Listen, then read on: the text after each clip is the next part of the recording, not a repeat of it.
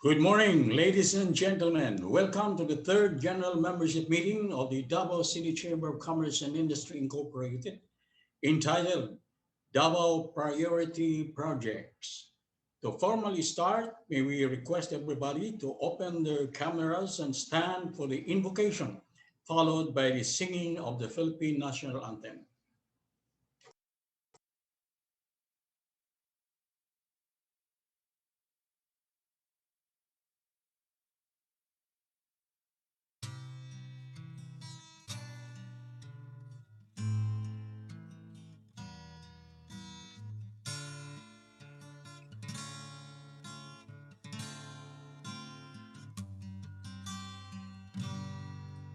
Sikoy ko kamigimu tolangit. Sikoy ko kamigimu to aldoy bulan. Ikaw ang nagbuhat sa kabituunan. Ikaw ang nagbuhat sa kalibutan. Manama, mawantog ka. Warag po ko ilingkoy ko. O Diyos, kahibulungan ka. Busa ikaw lang ang simbahon ko.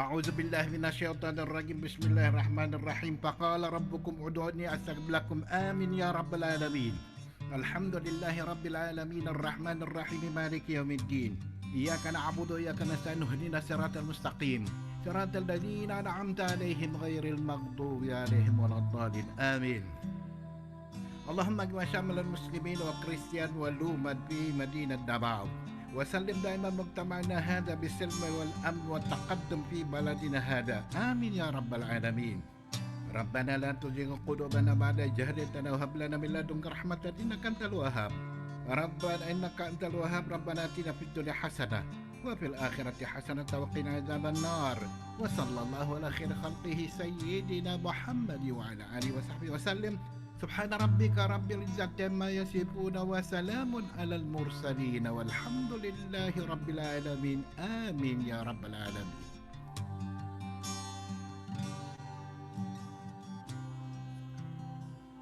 In the name of the Father, Son, and Holy Spirit. Amen. Our most gracious Heavenly Father, we come to you today to praise and worship you and give you thanks for all the things you continue to provide for ourselves and our Father. We humbly ask for forgiveness for all the times we have offended you, when we forget to acknowledge your presence in the image of our brothers and sisters, and for moments we fail to be good stewards of the blessings you have given us. Continue to guide and protect each one of us, Lord, that we may always walk in the lights of your everlasting love and mercy. Grant us, Father, with your comfort in times of distress and with your strength in times of weakness. Bestow upon us your unending grace and healing, that we may in turn become instruments of gentleness and compassion to others. We ask all this in the name of your Son, our Lord Jesus Christ, with the prayer and the intercession of our Blessed Mother. Amen. Manama, mawantog ka. Warag po ko ilingkoy ko. O Diyos, kahibulungan ka. Busa ikaw lang ang simbahon ko.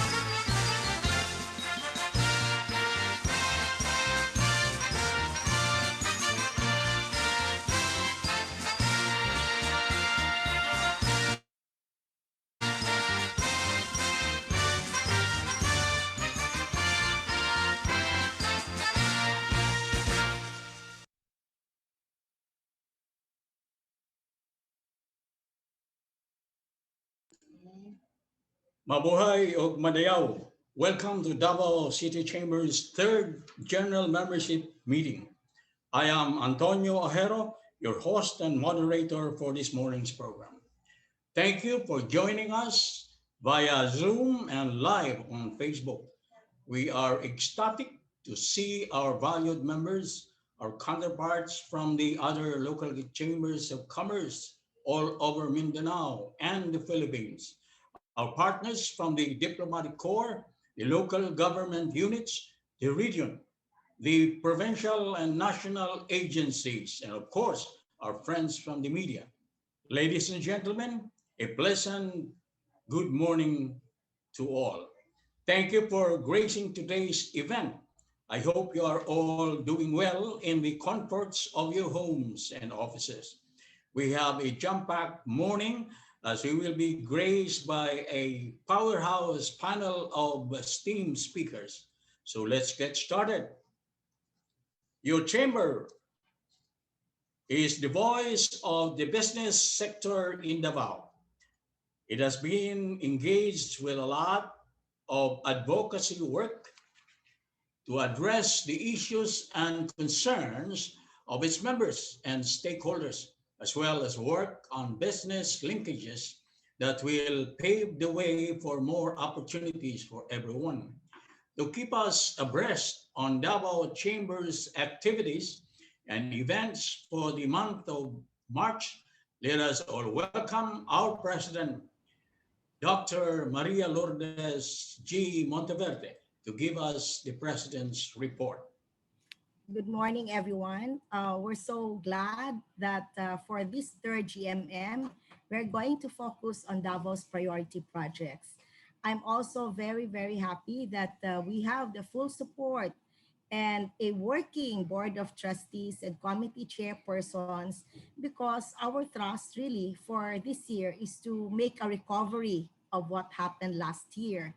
And also at this time, Davao has been very busy with the vaccines rollout, and this will have a big impact on our economic activities in the city. Likewise, since we are only left for a few months, we really do recognize that we are just left for a few months for Davao and Mindanao to be able to do a lot since it's going to be election year next year. And this October will already be the filing of the candidates no, for the elections. So that we fully understand also that as Davaoenos, we are not yet sure of who's going to be on top, but we would want to be really, really be sure that the priority projects for Davao and Mindanao will be delivered. That is why the thrust of your chamber really is to ask our esteemed speakers for this morning. We have from the OTR, from DPWH, from our city planning, and of course, our Mindanao Secretary Piñol is here also to give us the updates. And mind you, we are very, very positive that with the full support also of the Cabinet Secretary, especially of Minda, we will be able to deliver, or they will be able to deliver what's due for the city and for us here in Mindanao. So to give you a president's report of what has happened for the past month, it's really been a very hectic month. So let's start with the Regional Inclusive Innovation Center orientation. So with this, the Davao Chamber has agreed to push more efforts in endorsing, excuse me, where's my slide? It's for the RI, the third slide, please. In endorsing the RIIC initiative to MSMEs by sending the Business Impact Survey to its members. All members are encouraged to accomplish the BIS.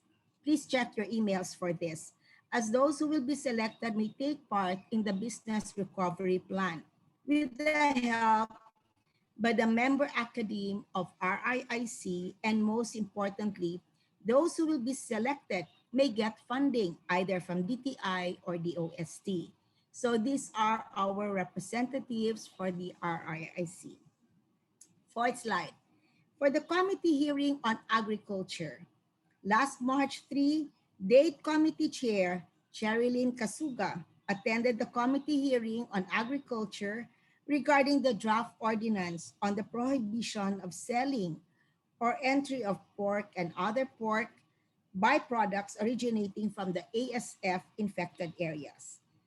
These were discussed. The need to establish a testing center on ASF in Davao region, form a monitoring body that will look into the distribution, selling, and testing of pork products within the city, and a much hefty penalty from 5,000 to 10,000 to discourage the violation of the said ordinance. Fifth slide, please. So next, we have this very interesting Davao City Coastal Road Project Advisory and Monitoring Body. You all know, and I think some of you were already have already gone to the City Coastal Road. So we were represented here by our EVP Tony De La Cruz. The final alignment of the Santa Ana Wharf, the feasibility study required by the PRA, is on the updates on the property of Mr. Rodolfo Howe, the demolition of the Jones property, the road right-of-way acquisition, and a status report on the negotiation pertaining to the grant aid of the Chinese government for the Bukana Bridge and its design. Comments from our representative included a request for Sec Villar to immediately release the funds amounting to 5 billion pesos to expedite the construction of the Davao City Coastal Road project with the target release before March 31, 2021. To date, and as of yesterday, we already signed and endorsed, the chamber already endorsed that this project be funded with an additional 5 billion pesos so that this will be finished. So we thank also our representative, Tony De La Cruz, for really actively working in this committee. Next slide. On macroeconomy and the Finance Committee first quarter meeting, the agenda of this meeting is to come up with a position paper on how the private banks can partner with national government agencies and local government units in adopting and maximizing the use of digital banking or cashless transaction services of private and government banks in Davao City and other Davao region provinces. As per our MFC Region 11 chairperson, Attorney Samuel Matunog, since food security is priority, he proposed that the position paper be written by the chamber on how the banking sector can prioritize a digital solution so that accessing these funds will be easier, especially for the marginalized sector. And this is expected to be submitted next meeting. We have a very good representative for this from the chamber, our trustee and past president, Simeon Marfori. Next slide. On the Tourism Council of Davao City meeting. So the representative for this committee is Trustee Cherry Faye Alag. So last March 4, the Tourism Council of Davao City convened to discuss the updates on the tourism industry, particularly the hospitality sector. These are the following resolutions that were approved during the meeting. A resolution improving and adopting the guidelines for scuba diving and island hopping cruising activities in Samal and in Davao. A resolution requesting the IATF, EID, to create guidelines for establishments using home sharing applications. And a resolution adopting the Davao City My Strategic Master Plan of UST College of Tourism and Hospitality Management professors. This was already endorsed by the Chamber for implementation. So really, we are working that the hospitality sector and the tourism sector will bounce back, of course, observing the health and safety protocols. So eighth slide. This is on the Davao City Disaster Risk Reduction and Management Council meeting.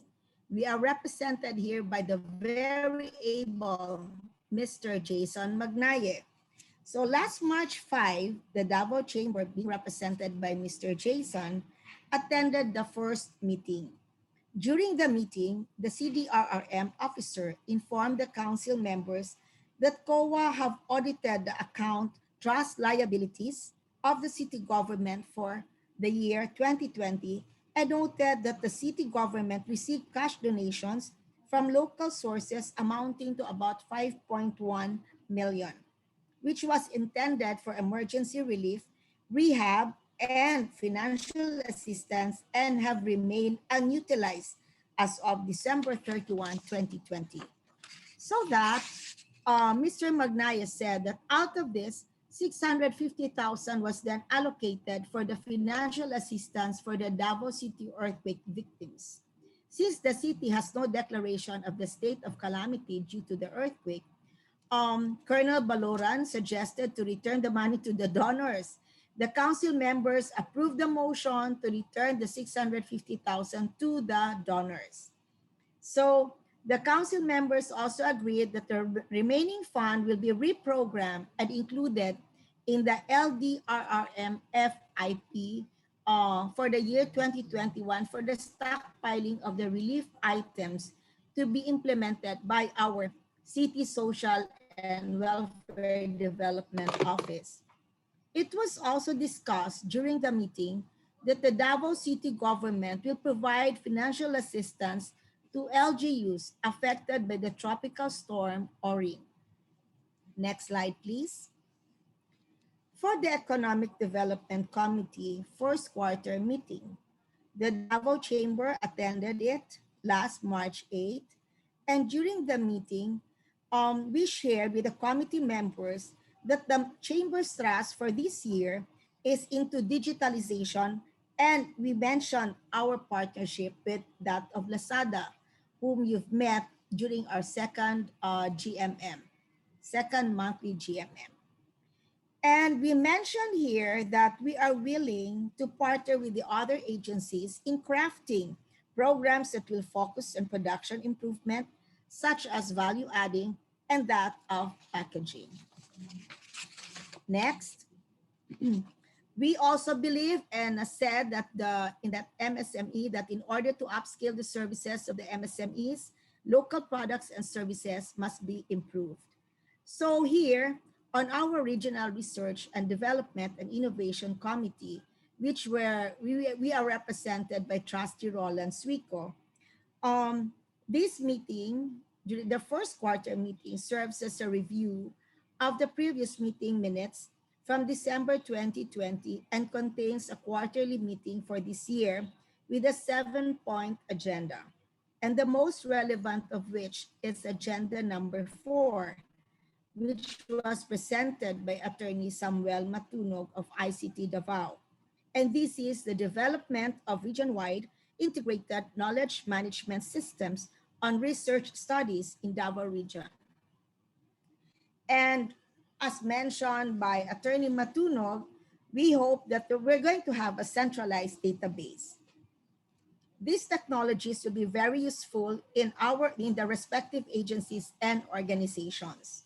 So DOST Region 11's RD, Anthony Sales, recommended that USEP and ICT Davao be the local or the focal point proponents of the project. So the other project proponents for this will be the ICT and CHED. Next slide, please. The Regional TESD TESDA Committee, Region 11.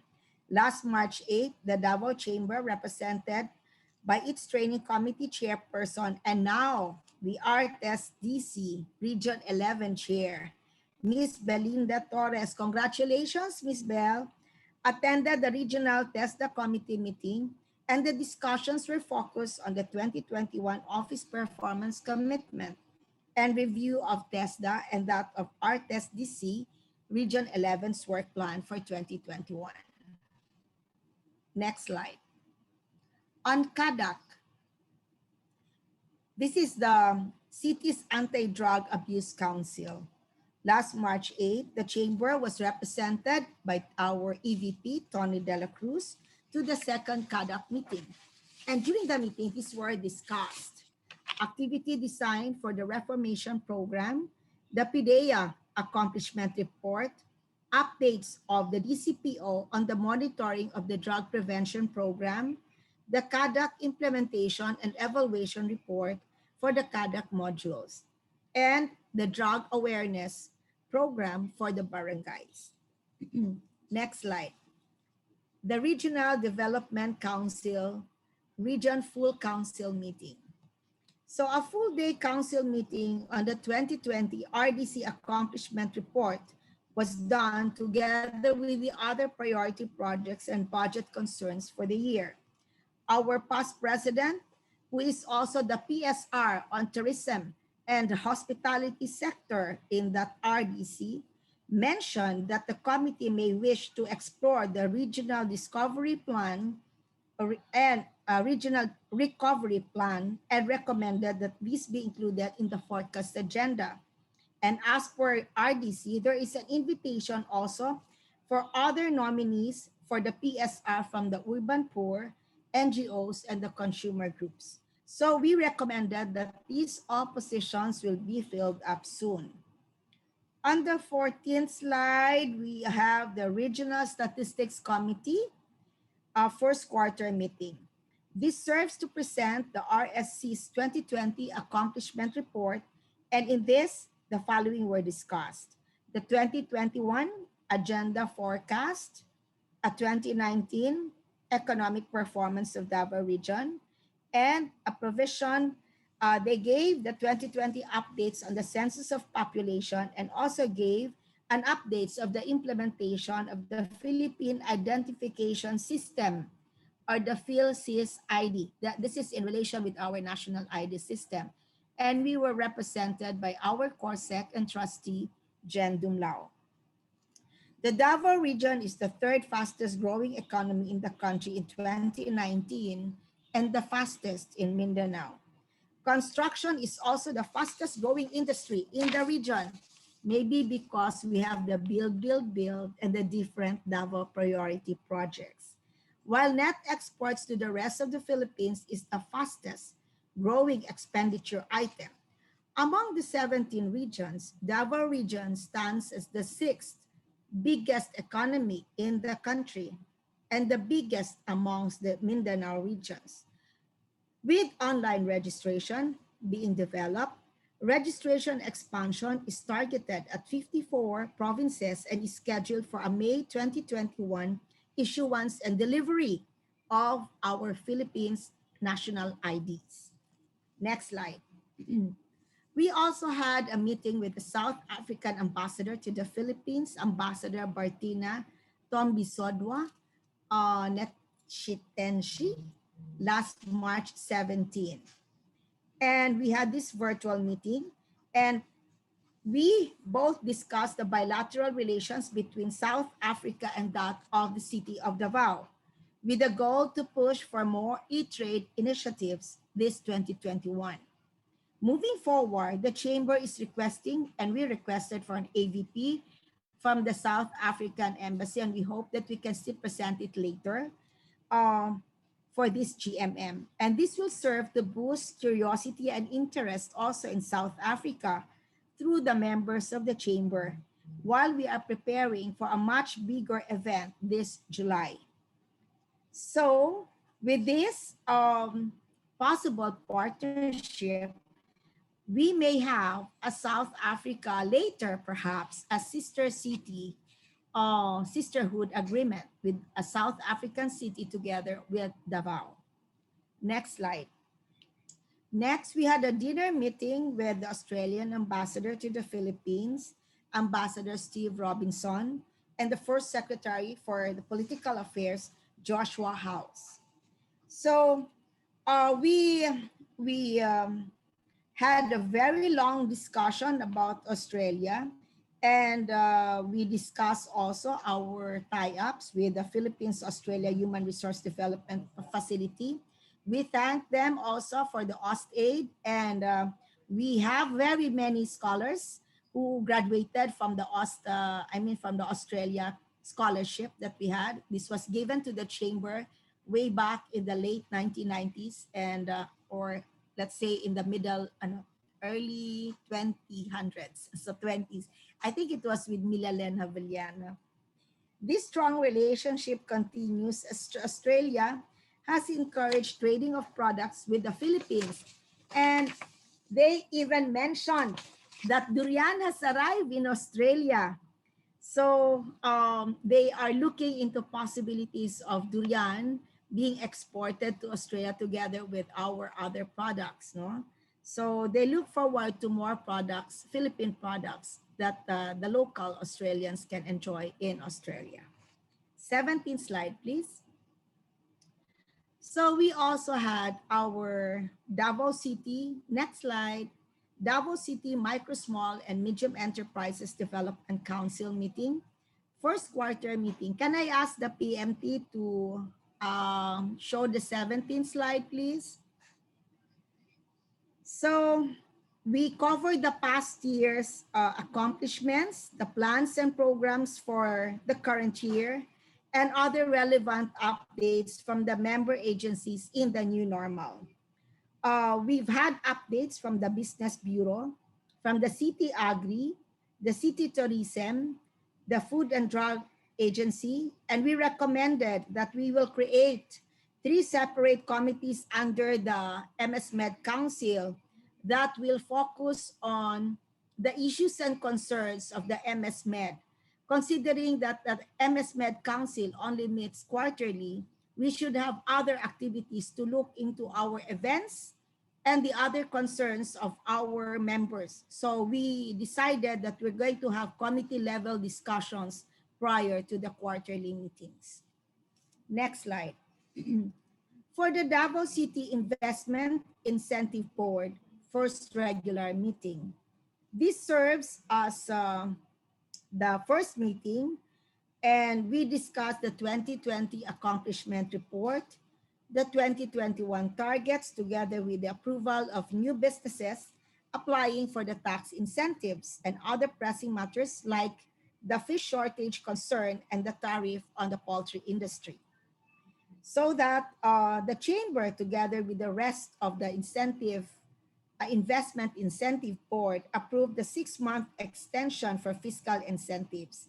So we're going to have our next meeting this April 20. So if you have other concerns, please send it to the secretariat. Okay, next slide. So this is with the Watershed Management Council meeting. So the agenda focused on the existing cottages at the Panigan Tamugan River, the J.M. Lopez Piggery Farm, the project delineation, and the dedonation of the group personal accident insurance of Bantay Bukid volunteers for 2021. This meeting also served to introduce the ARUPIN and their methodology presentation on the watershed baseline study of the Panigan Tabugan Watershed Apo Agua Infrastructure Project. Ang haba pala, no? Ang dami nating ginagawa sa chamber for you. So next slide. This is for the Davao City International Relations Board regular meeting. This board is led by our Honorary Life Chair and International Relations Committee Chair, Mr. Angie Angyongto, who attended the board meeting early this March. And the discussions of the meeting were focused on the status and updates of the city sisterhood agreements with the sister city, both local and international. Just to give you a few highlights, the chamber also will be having a sister agreement pretty soon with Hainan, China, which is a free trade port city, and we're going to take part in the Canton Trade Products Fair for this March and April. Next slide. We also have the launching of the PCCI Huawei Partnership Program for the academe. So we were invited to attend the launching for the PCCI Huawei. And they have 2 existing offerings, that of the Huawei Mobile Services and the Huawei ICT Academy. The Huawei ICT Academy is designed to deliver industry standard training and certification courses required by employers. Access to these courses will prepare students with the latest and practical skills to work on the ICT industry, making them more employable and helping them kickstart their careers. On the other hand, the Huawei mobile app development program will develop one's skills on cross-platform app development, readiness to take on the physical world, and have potential career opportunities in the industry for mobile apps and digitalization. Next slide. We have the Dibuto Chamber Partnership, and we were represented here by our past president and now VP for Trade and Commerce, John Carlo Tria. So this is a possible partnership between Singapore and Davo's agri-trade industry. And the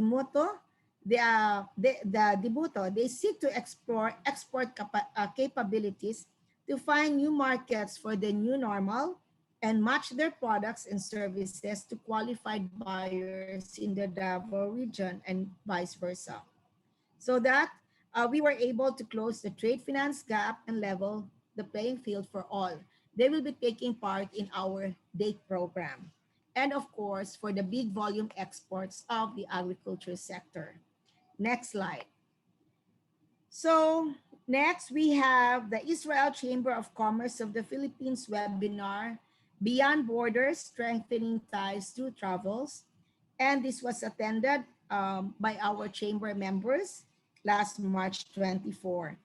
The goal of this webinar is to deepen the knowledge and strengthen the partnership between the two countries. Remember, Israel doesn't have a visa. They don't need a visa from us, no?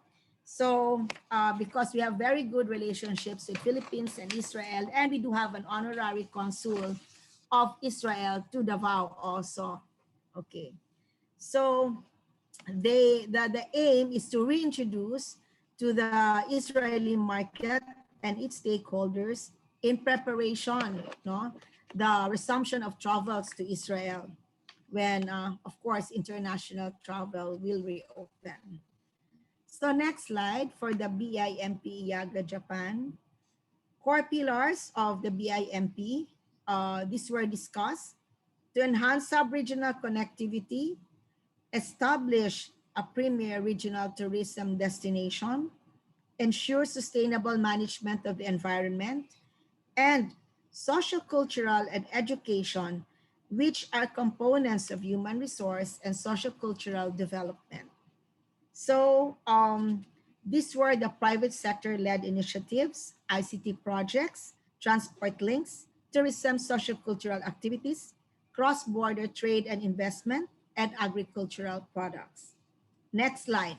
There was a focus group discussion for the commerce and trade industry, and this is rescheduled for April 6th, so that's after the Holy Week. Next slide. Another focus group discussion is tentatively scheduled for the second week of April also. Next is our upcoming Davao Chamber Wadwahani Foundation partnership. This is very interesting because the Wadwahani is the one also that has a tie-up with LaSalle and St. Benilde. So we are excited to announce our partnership, Davao Chamber and the Wadwahani Foundation. And we are inviting all entrepreneurs, if you have a company and or a startup that has been in existence for less than 5 years, or you're still conceptualizing a business idea and you would want to take your entrepreneurship ideas to the next level, then this is an opportunity for you. So if you want to know more of this, please keep in touch with our secretariat. Next slide. From identifying business opportunities to sales and marketing up to learning how to do a winnable pitch, Wadwahani Foundation is offering a 10-week, 8 hours a week entrepreneurship program that will provide you with tools and frameworks essential to taking your business ideas to impactful potential and real ventures.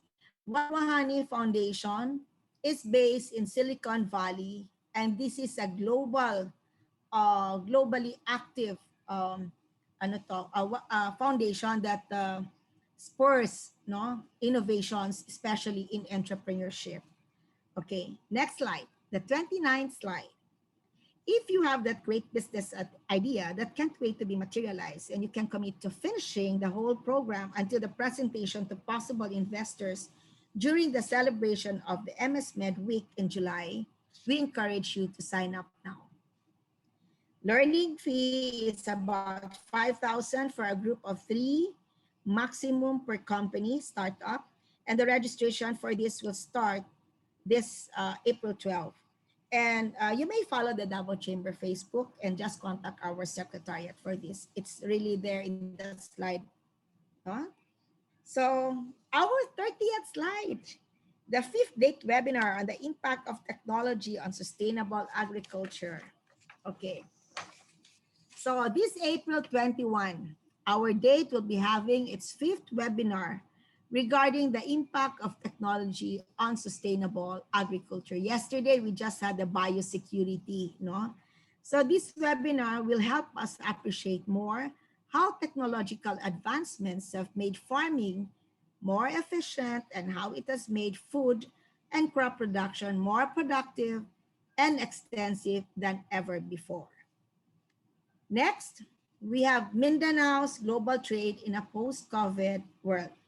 We are currently in the process also of creating another webinar series for April, which will focus on global trade in partnership with key digital service providers. So the target dates for this are April 15, 16, 22, 23. So keep in touch with our secretariat and our FB pages.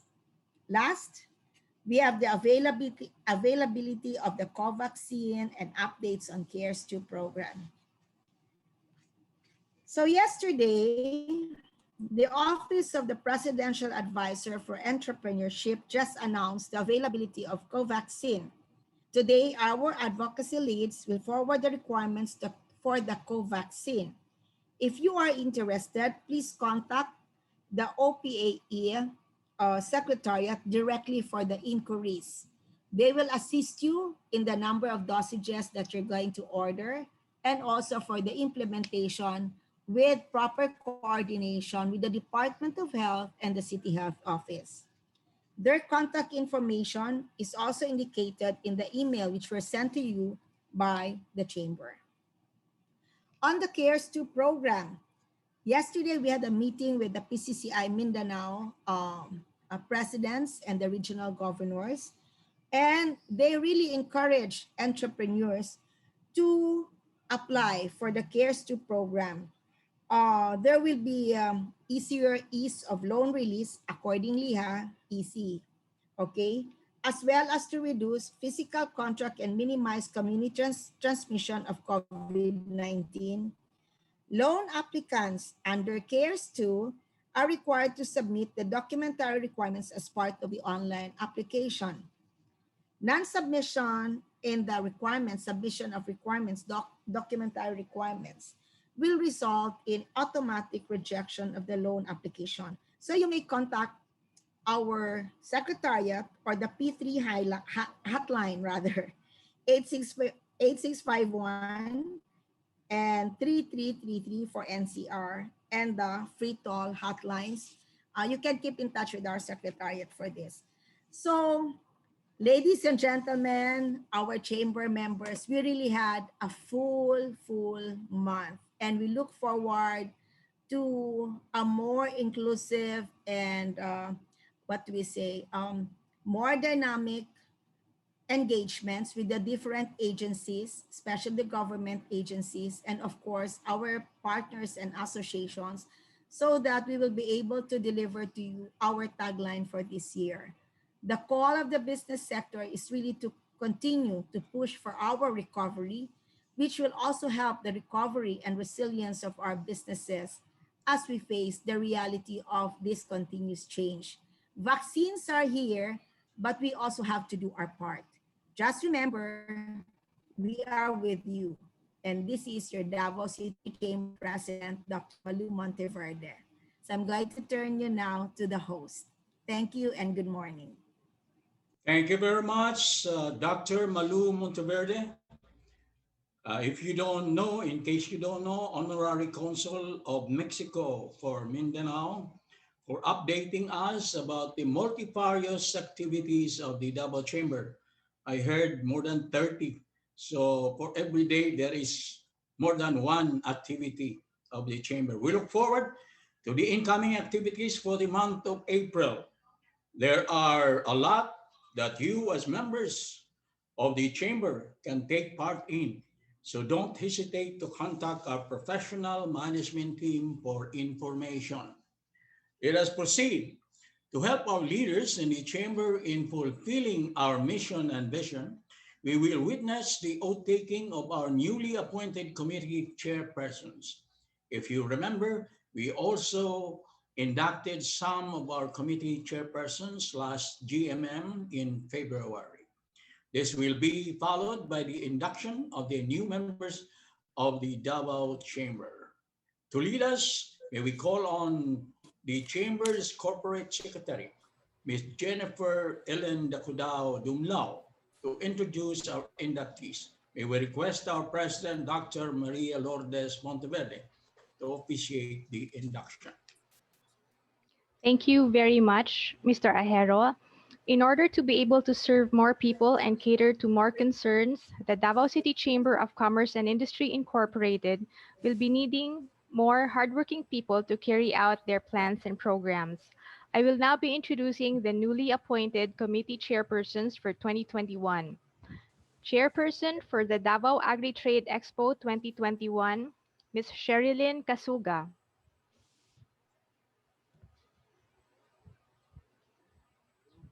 And the chairperson for Property Management, Leasing, and Housekeeping Committee, past President Simeon Marfori II.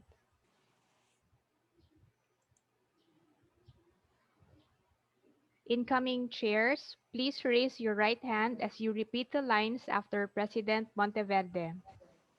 Good morning, everyone. And we are so glad and happy that we have these trustees and members of the chamber who are willing to give their time and their expertise on the committees that they are assigned to. So let's go on now with the oath of office.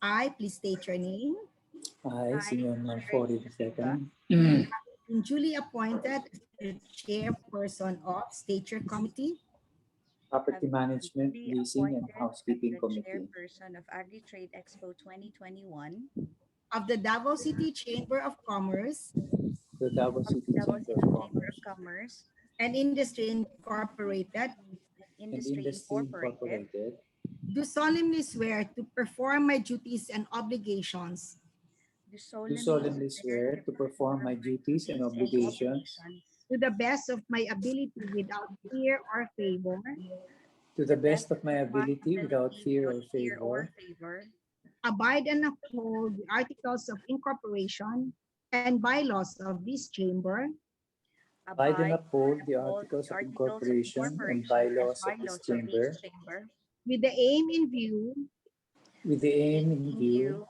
of furthering the purposes of the organization, of furthering furthering the the purposes purposes of of the the organization, organization, advancing the interests of the members of this chamber primarily, advancing the interests interests of the members of and this the chamber members of this primarily, chamber and the primarily, business community of Davao City in and the, bus- general, and the and business the business community community in of Davao Davao City City in in general, general, and to conduct myself in a manner befitting a good and model member, and and to to conduct conduct myself myself in a manner befitting a good and befitting a model good and member model member and and chairperson, and chairperson chairperson, as to continually bring honor and prestige to the organization as to and continually chairperson as to bring continually bring honor honor and and prestige to the prestige to the organization, organization, and that I take this pledge with my full commitment and without any reservations whatsoever.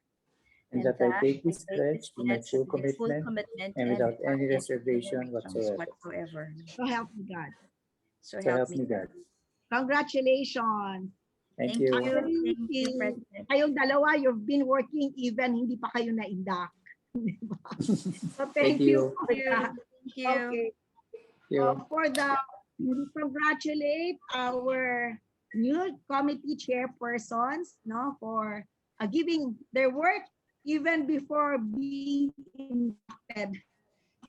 And just to make an announcement also, this year we're really looking forward to our Davao Investment Conference. So we're going to keep you posted for the details for this, probably by next GMM.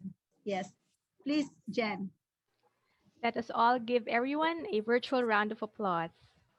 Now, it is my great pleasure to announce that we have new members in the Davao City Chamber family. Let us begin with Uni Global Industrial Trading Incorporated. Uni Global is a licensed importer and trader of premium and cost-effective drilling and mining tools, consumables, and equipment with an extensive sorry with an extensive track record spanning more than 10 years of service. Uni Global has become an industry standard and one of the leading providers of high-quality tools and equipment. Official representative and President CEO of Uni Global Industrial Trading Incorporated, Ms. Rosemary Abarquez Hamilton.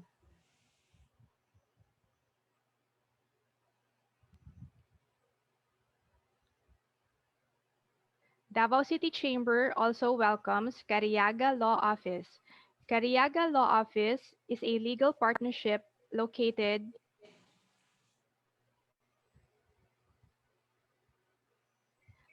at Mount Apo Street, Davao City. It was formed through the hard work of Attorney Bienvenido D. Cariaga Sr.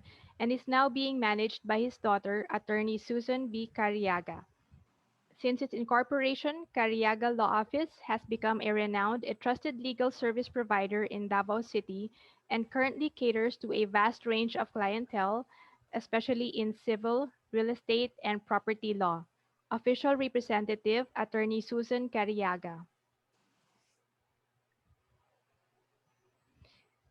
New members, please raise your right hand as you repeat the lines after President Monteverde.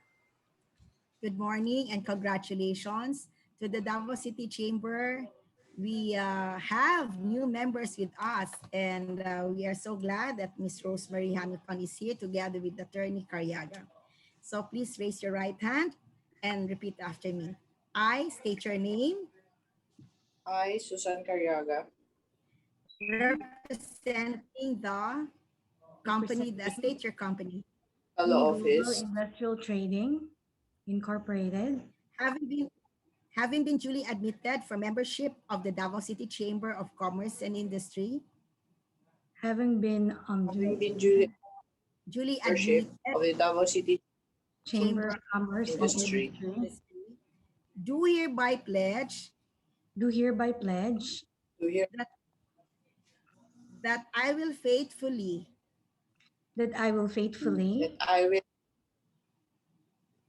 and thoroughly perform and thoroughly thoroughly perform perform the duties and responsibilities the duties and the duties and responsibilities responsibilities of a member, of a member, of a member, obey and uphold the bylaws of the Chamber, obey and uphold the obey and uphold, bylaws of the Chamber, and do my best and do my and do my best best to serve the Chamber without mental reservation to serve the Chamber without mental to serve the reservation chamber and purpose of evasion.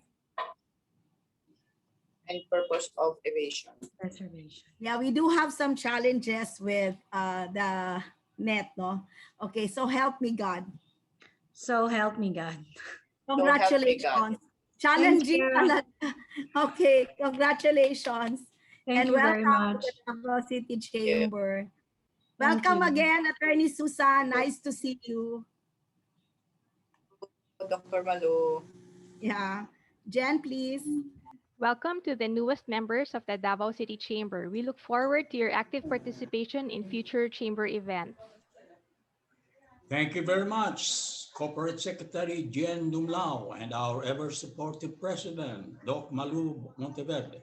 Congratulations to our newly appointed committee chairs for 2021, and of course to the newest Davao Chamber members. We are indeed growing by leaps and bounds. For 2021, Davao Chamber's mission revolves around the theme reboot, recharge, recover, and reset.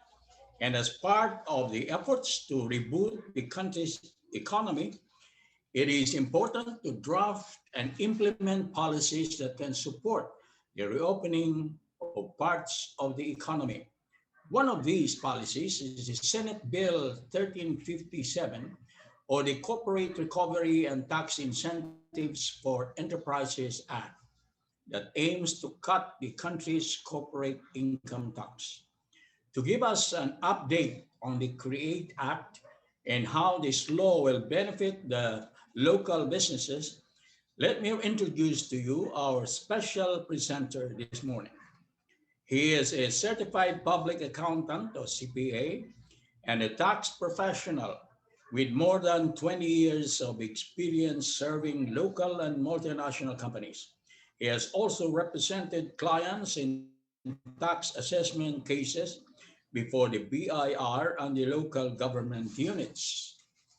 He is currently the Vice President for Finance and Administrative Service Division of Cebu Chamber of Commerce and Industry, and the partner and head of the Cebu and Davao branches of P&A Grant Thornton.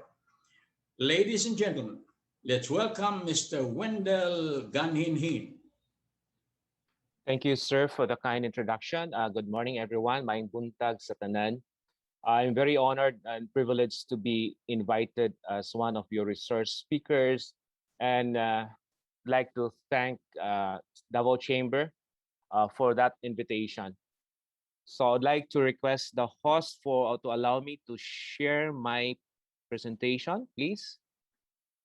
And first of all, before I'll proceed with my presentation, I'd like to congratulate Dr. Malu Monteverde as president of Davao Chamber for having so many activities. You are so very busy, ma'am, with your board. So congratulations for the job well done. I'd also would like to thank immediate past president Jan Tria for our partnership last year. As you know, during the lockdown, we conducted a webinar last year about taxation also. I think I cannot still share my presentation. Otherwise, I would like to request Anna to... Okay, I can share now. Thank you. Thank you so much.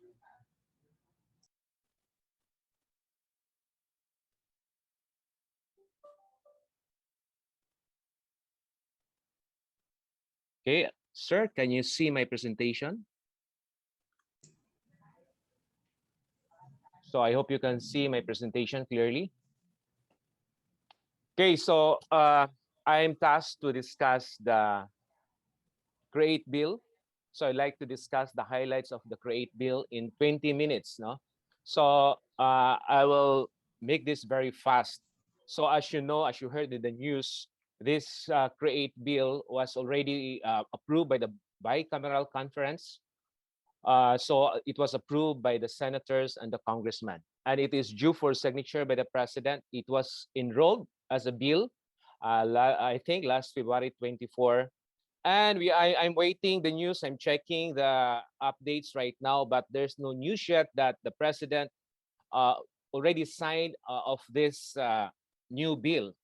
But don't worry, if this will not be signed by the president today, or if there's no veto today, then tomorrow it will elapse. It will become into a law because it's already 30 days. So we're just waiting time. If there's no update today, then tomorrow this bill will become a law. So just to give you a background, so in 2018, the train one, the package one was already passed into law in 2018. Basically, it covers the reform for the taxation for individuals. But for for this new law, for this CREATE bill, it focuses on the corporate taxation. So after train 1, we heard about train 2. Then it was changed to Trabajo, the tax reform for attracting better and higher quality opportunities bill, and they changed the name to CITIRA, Corporate Income Tax and Incentives Reform Act, and now finally they changed it to CREATE. So what is this CREATE? Corporate Recovery and Tax Incentives for Enterprises Act.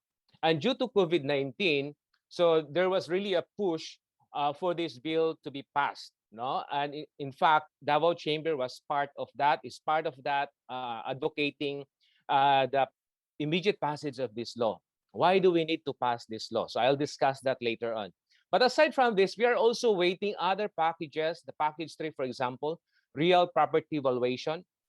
Basically, the objective of this package, tax reform package, is to synchronize the valuation per local government and per BIR so that there will be no different valuation. And the last package, the package 4, is on the taxation for passive income and financial taxes. So why this CREATE bill? So the main objective of this CREATE bill, objectives are to improve equity and efficiency of corporate tax system by lowering the rate, widening the tax base, and reducing tax distortions and leakages.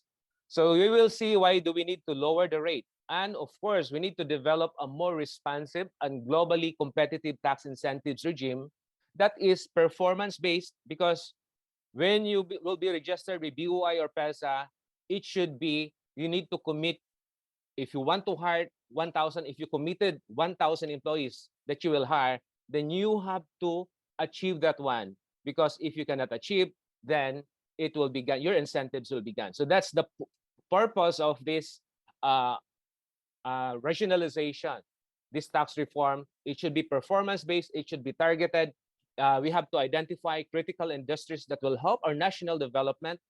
And of course, they are encouraging now to locate in other areas aside from metropolitan areas. It is time-bound. There's no incentives that are forever. So it will now be time-bound. I will discuss that later on. And it should be transparent. This incentive should be transparent. The government should know and evaluate if these benefits, if these incentives are providing benefits to the country. And lastly, because of COVID-19, so this CREATE bill is intended to support to businesses to aid in the recovery from the COVID-19 pandemic. So we will discuss later on why this will help our businesses to recover from the effects of this pandemic. So I will be focusing my discussion on the significant amendments, the 3 items. So I'll discuss first on the income tax amendments, the value-added tax and other percentage tax, and of course, the tax incentives as I discussed earlier. So we'll discuss that, these tax incentives. So what will happen now for the income tax amendments? Now, why do we need to change this? Now, as you can see in the graph, we are the highest in terms of tax rates at 30% as compared to the average corporate income tax rates with our ASEAN neighbors at 22%, 17% to 24%. Philippines at 30%. It's about high time for us to really reduce our corporate income tax, because otherwise, if we will not reduce it, if we will not change that one, then it's very difficult for us to attract foreign direct investments that will create employment to Filipinos. So that's the main problem that we need to address. Okay, so under this CREATE bill, if you can recall the CITIRA and the previous provisions, they are proposing to reduce the rate from 30% to 20%, but it's on a staggered basis. And before that, the train 2, it's conditional. But the good thing about this CREATE bill right now is it will be a one-time, big-time reduction of our corporate income tax from 30% to 25%. No, that is applicable for domestic corporation and resident foreign corporation. But if you are classified as micro, small, and medium enterprises, for domestic corporations only, that's DC, it's domestic corporation, you can avail of this 20%. No? How you can avail this one? So the conditions are your net taxable income should not exceed 5 million and your total assets should not exceed 100 million, excluding the land where the office or your plant or equipment is situated during the year. So most of our micro and small medium enterprises will most likely avail of this one as long as your net taxable income will not exceed 5 million and your total assets will not exceed 100 million. So it's a very big help to our micro and small medium enterprises to recover. So it will now look this way upon the passage of this bill. So we will have two rates, 20% for the micro and small and medium enterprises and 25% for the large corporations. So as mentioned by Secretary Dominguez, this bill is really a very significant stimulus package that will be directly given to the taxpayers. Because if you compute, for example, just the income tax, the reduction. So in 2018, the BIR collected 690 billion of corporate income tax. If we just compute the 5% reduction out of that, that's already 115 billion just for the income tax. So really significant stimulus package directly given to the taxpayers, to the private sector. So how will this now, if you compare the income tax due of if you are earning 5 million taxable income, so under the 30%, if you're a corporation, so if you are earning 5 million, that's 1.5. If you're under 20% as a micro and small medium enterprises with total assets of 100 million, so the applicable rate is 20%. So that's 1,500,000 reduction.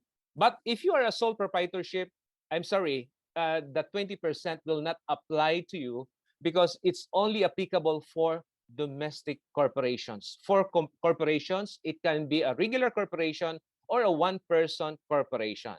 So it's about for sole proprietors. You might think about restructuring your business if you want to avail of this 20%. Because as a sole proprietor, your tax rate will still be based on the income tax table.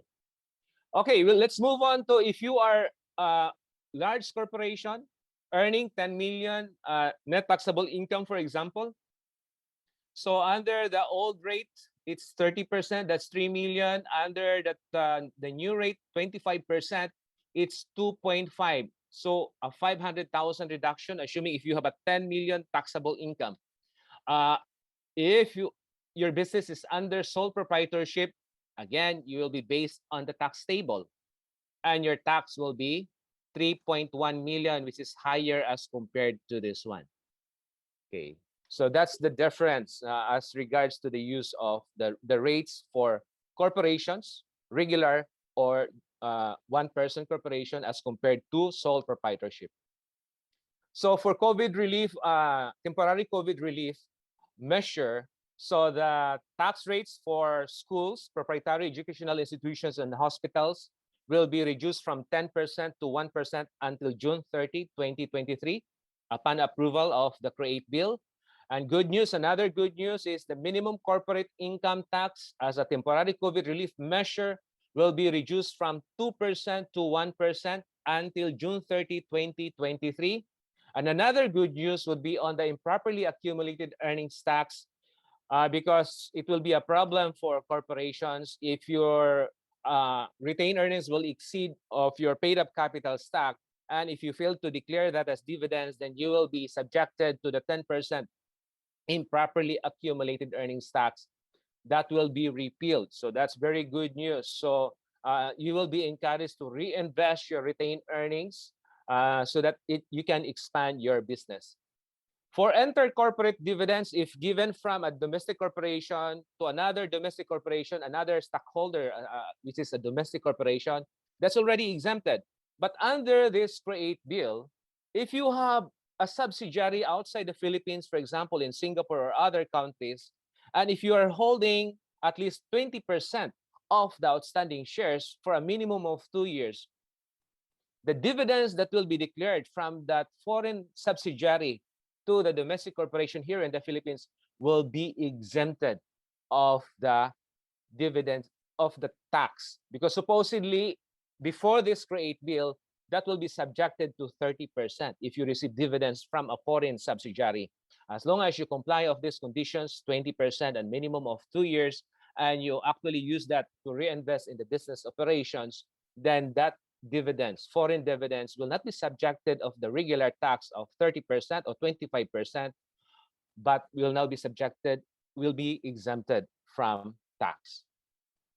There is another new provision that will allow corporations to claim additional deductions because this is to help our students in the public schools, in the public senior high school, public higher education, public technical and vocational institutions, that will, so that we can give them enough experience, exposure in doing some training in the private corporations. Then if you are doing that, if you are hiring them as apprentice, for example, then you will be allowed additional 50% deductions of the training expenses. But it should be trainees from the government schools. So these are the requirements. It should be covered by apprenticeship agreement, and then you need to secure a certification from DepEd, TESDA, or CHED, and it should not exceed 10% of your direct labor wage.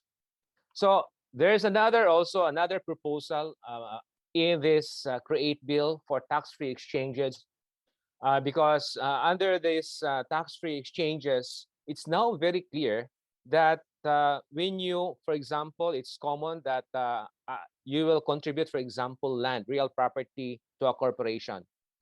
If your contribution will result that you will gain control of that corporation, meaning gain control 51% or more, then that transfer of property will not be subjected to any taxes. For example, you already gained control, but you want to contribute more assets to the company. If you gain or maintain control, still, that is still exempted from taxes. So there's no imposition of VAT, and then there's no requirement to obtain a ruling for the tax exemption. It's no longer required. Now let's now move on to value-added taxes. So what are the changes? What are the proposed changes for value-added tax? So beginning January 1, 2021, supposedly the VAT exempt on sale of real properties will now just be limited to the sale of house and lot with a price of not more than 2 million. But upon effectivity of create, that will be repealed and it will be changed to this one. Okay, so residential lot, it's 2.5. That's the new selling price that will be exempted from VAT. And for residential house and lot and other residential dwelling like condominium units, it's 4.2. And it will be adjusted every 3 years. So we are waiting for the passage of this law so that we can now avail of these new selling prices that will be exempted from VAT. For other VAT exempt transactions, under the train one, the prescription drugs like for cancer, mental illness, tuberculosis, and kidney diseases, supposedly it should be VAT exempt starting January 2023, but they want to implement this as early as January 1, 2021. So that's the change, the effectivity. So they want to implement the exemption, the VAT exemption earlier. And they include this digital and electronic format, the sale and importation of books, including digital format, that will be exempted from VAT. And as a temporary COVID relief, these items will be exempted from VAT from January 1, 2021 to December 31, 2023. Capital equipment, spare parts, and raw materials necessary to produce personal protective equipment component. So just take note that the exemption is not on the finished goods, not on the mass or finished products that we will import from other countries. It's a capital equipment, spare parts, and raw materials to produce, meaning this exemption is encouraging companies here in the Philippines to produce personal protective equipment so that we will have our own supply of this personal protective equipment. If we are just importing it, finished products, you will not avail any exemption. And likewise, all drugs, vaccines, medical services for COVID treatment, that will be exempted until December 31, 2023. And drugs, including raw materials for the treatment of COVID-19 as approved by the FDA, then that will also be exempted. So for percentage tax, for our micro and small medium enterprises, this is really good news because as a temporary COVID relief, the 3% percentage tax will be reduced to 1%, starting supposedly July 1, 2020 to June 30, 2023. Now, my last presentation will talk about tax incentives regionalization. We discussed earlier about performance-based, time-bound, transparency, so on and so forth. As you know, we have 14 investment promotion agencies like BOI, PEZA, Subic Clark, and other investment promotion agencies all over the Philippines. And they are offering different types of tax incentives. So if you are an investor, you need to study, okay, what are the incentives being offered by this investment promotion agency? So it's not uniform. So it's sometimes difficult for investors to make a decision. But the purpose right now is to make a uniform menu of incentives. And that's the beauty of this one, because whether you are registered as a PEZA or BOI, you can now avail same incentives. No? So who will qualify now? Still the same export enterprises will qualify, direct exporter and indirect exporter. As long as you're exporting 70%, you can register with the investment promotion agencies like BOI and PEZA. Likewise, domestic market enterprises that are considered critical and non-critical can also be registered as with the investment promotion agencies. And these are the menu of incentives that I mentioned earlier. So they still keep the income tax holiday incentives. The special, after the expiration of the income tax holiday, you have the option to avail of the 5% special corporate income tax based on the gross income. Gross income is sales less direct cost of goods sold, or your cost of sales. So that's your gross income. Or if you don't want this special corporate income tax, then you have the option to avail of the enhanced deduction after the expiration of your income tax holiday. And then duty exemption on importation of capital equipment and raw materials, and VAT exemption on importations and VAT zero rating on your local purchases. So as I discussed earlier, you have two options: income tax holiday first, and then the 5% special corporate income tax. And the 5% special corporate income tax is in lieu of national and local taxes. Out of the 5%, 3% will be remitted to the BIR and 2% will be remitted to the local government. Option 2 is income tax holiday first, and then you can avail of the regular corporate income tax with enhanced deductions. I'll discuss that later on. What are these enhanced deductions? So only domestic market enterprises with minimum capital investment of 500 million and critical DME can avail of the 5% special corporate income tax. Okay, so these are the tax incentives, enhanced deductions, the depreciation allowance. So it's 10% additional and 20% for machinery and equipment. The direct labor expenses, the research and development for local research development activities, 100% training expenses, 50% on domestic. This is additional. And in recognition of our high power cost, no, as a form of subsidy, so you can avail of the 50% additional deduction of your power expense used directly of your operation. So if you incur, for example, 1 million as your power cost, then you can claim deduction amounting to 1.5 million. So that's basically the concept of this enhanced deduction. And then what's the length of your incentives right now?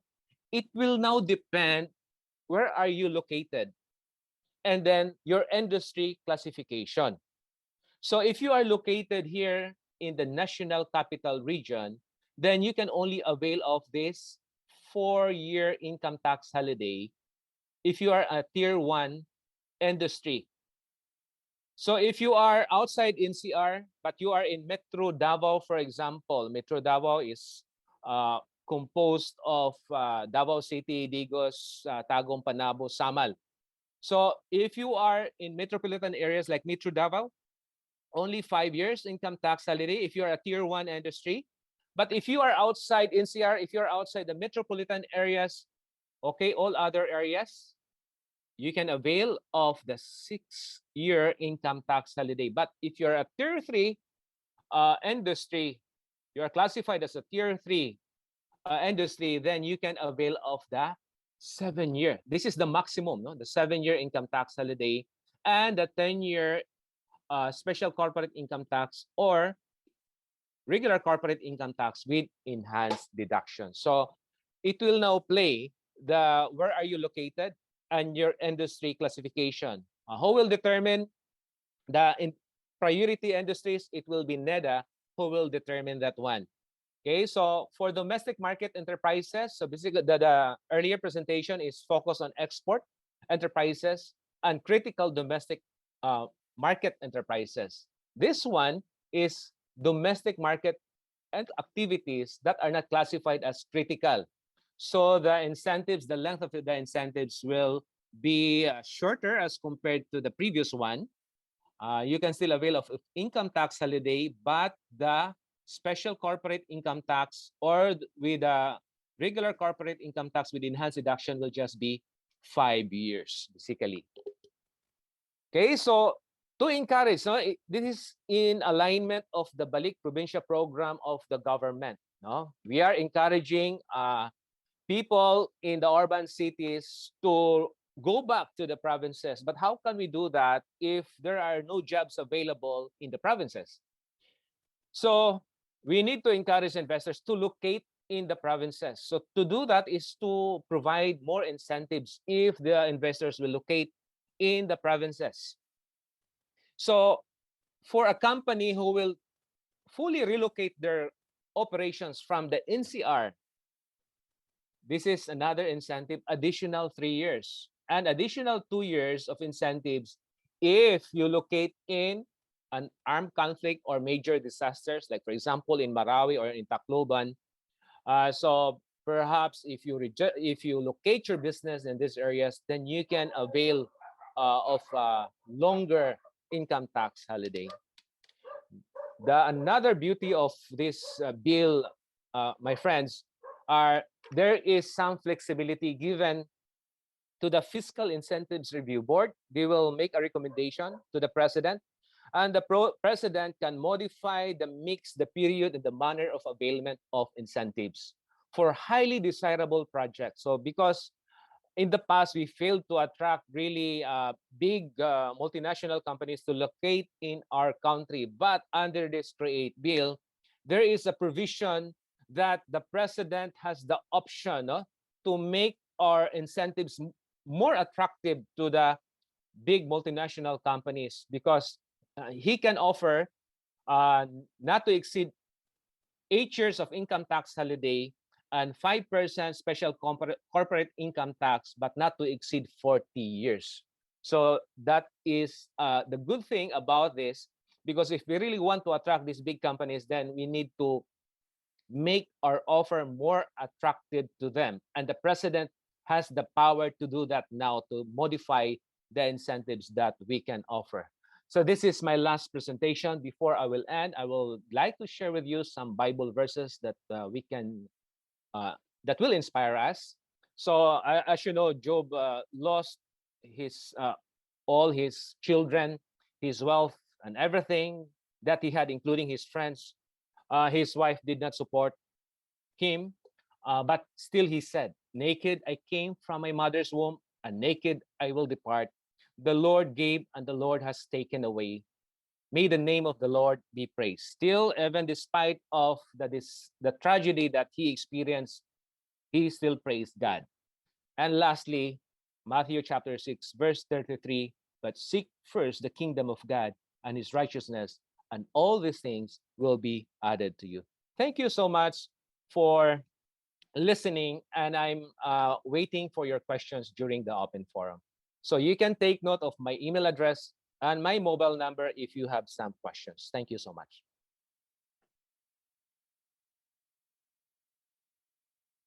Informative presentation. We're looking forward to the implementation of this CREATE law in order to help businesses, especially our micro, small, and medium enterprises, recover. That wraps up the first part of today's program. It's 10:41 a.m. Ladies and gentlemen, you're still watching Davao Chamber's third general membership meeting with the theme Davao Priority Projects. This third GMM is brought